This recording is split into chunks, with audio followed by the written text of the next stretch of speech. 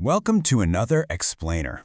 All right, let's just dive right in today because we are systematically dismantling a myth that honestly almost all of us have bought into at some point.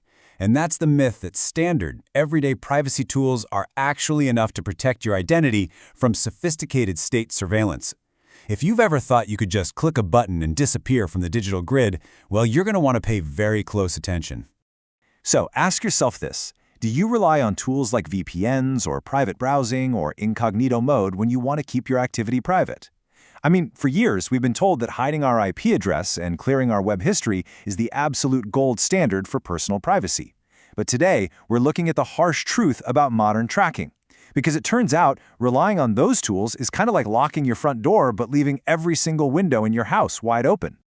The crucial point we need to establish right up front is this. We are dealing with an inescapable, multi-layered tracking mechanism today. It goes far, far beyond just hiding an IP address. You can think of modern surveillance sort of like a Russian nesting doll. You take off one layer, and bam, there's another, much more sophisticated layer waiting right beneath it, constantly observing and identifying your physical device. Let's start with Layer 1, browser fingerprinting. So peeling back that outermost layer. We are all pretty used to dealing with legacy cookies, right? Those small data files you can easily delete, block, or bypass with a private window. But browser fingerprinting, that is an entirely different beast. It doesn't drop a file on your computer at all. Instead, scripts running silently in the background examine your unalterable software and hardware configurations. And the kicker? You can't just delete a fingerprint. And just how detailed is this fingerprint? Well, modern fingerprinting technology collects over 100 individual signals from your device, literally in the blink of an eye. This massive collection of data creates what security researchers call a high-entropy identifier. In plain English, that means the resulting profile is so incredibly complex and unique, it can easily distinguish your specific browser from millions of other users online. They're pulling signals you would probably never even think to hide. Your exact screen resolution, the custom fonts installed on your system, even the specific cryptographic math your browser uses to secure a basic website connection. Get this, they can even read a list of your connected media devices, like your specific audio cards and webcams. All of this is collected silently, working together to unequivocally say, "Yup, this is you." Which brings us to Layer 2, the identifier mesh. Moving down from the browser directly into the hardware and the operating system itself, we find the Global Device Identifier, or GDID. So this is a persistent digital fingerprint that Microsoft automatically assigns to a Windows installation. And here's what's absolutely critical to understand here. This tracker has no off switch. None. It survives operating system updates, and it continuously links all of your online activities back to one single physical device. To truly grasp how powerful this is, let's look at a real-world technical proof of concept. This was actually recently documented publicly in a federal complaint against an alleged hacker named Peter Stokes. Now, Stokes is accused of breaching a U.S. retailer. He used commercial VPNs, proxy servers, tunneling tools, the whole shebang. By all traditional accounts, his network traffic was completely anonymized. But he made one fatal flaw. He used the exact same Windows machine.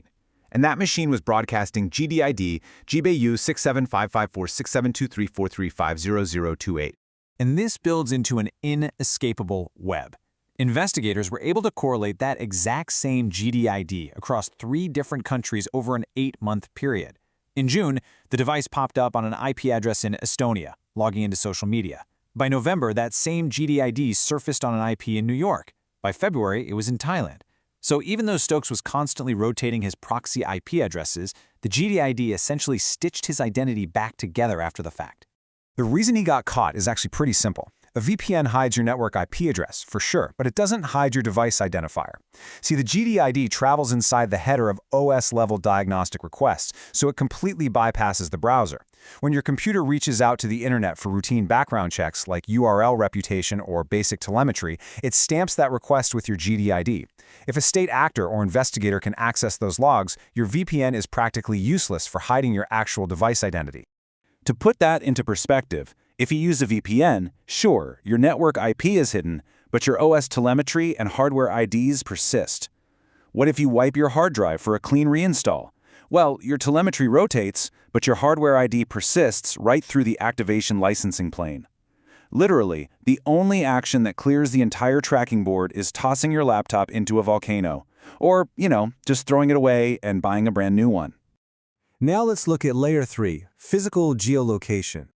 Peeling back to the final, deepest layer of our nesting doll, we look at the physical network. You might have actually heard of MAC address randomization. It's a privacy feature built into your phone to stop networks from tracking your physical hardware. But enterprise networks use a framework called a Persistent Device ID, or PDID.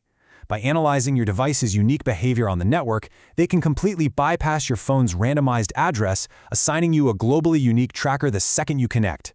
Your phone thinks it's hiding, but the network already knows exactly who you are. But it gets so much broader than just one enterprise network.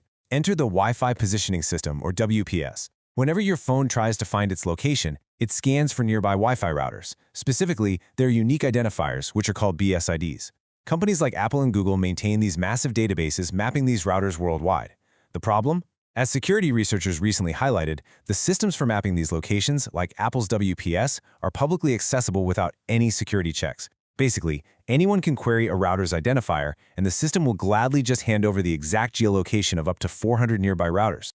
To really understand the macro-level surveillance threat this poses, check out this chilling quote from a recent Black Hat security conference. A researcher noted, "We can geolocate all the Starlink routers in Ukraine. We can even make out the contours of the front lines. By just sucking down massive amounts of this publicly accessible WPS data, anyone can track the movement of specific hardware across the globe in real time. For a hostile intelligence service or an oppressor regime, this is an absolute goldmine for monitoring citizens." Which brings us to the surveillance state reality. So what happens when we combine all three of these layers? Well, we enter a very harsh reality. We're dealing with an identifier mesh. And this mesh stitches a digital identity together even when one piece is completely scrubbed. If you delete your cookies, your browser fingerprint gives you away. If you use a VPN, your OS-level GDID gives you away. If you randomize your MAC address, enterprise networks and WPS databases give you away. It's a system engineered to be redundantly identifying through co-observation. You can never truly reset your identity once it's caught in the mesh. Now, think about how this applies to an oppressive regime seeking absolute control over dissidents, journalists, or just everyday citizens. This technology is basically a turnkey surveillance solution. They don't even need to break encryption. They can simply defeat a dissident's VPN using OS-level GDIDs requested via subpoenas. They can bypass MAC randomization to single out a journalist on a state-run network. They can literally map the physical gatherings and movements of entire populations by exploiting open WPS databases, passively fingerprinting anyone based on their device. It grants these governments a truly omnipresent view of their citizens' digital and physical lives.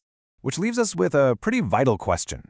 In a digital world where your device identity survives every reset, every VPN connection, and every wipes hard drive, does true privacy still exist? Or is the anonymity we think we have just a carefully maintained illusion? It's a balance of power heavily tilted towards the state, and it's something every single one of us needs to think critically about the next time we log on. Thanks for joining me for this explainer, and I'll catch you in the next one.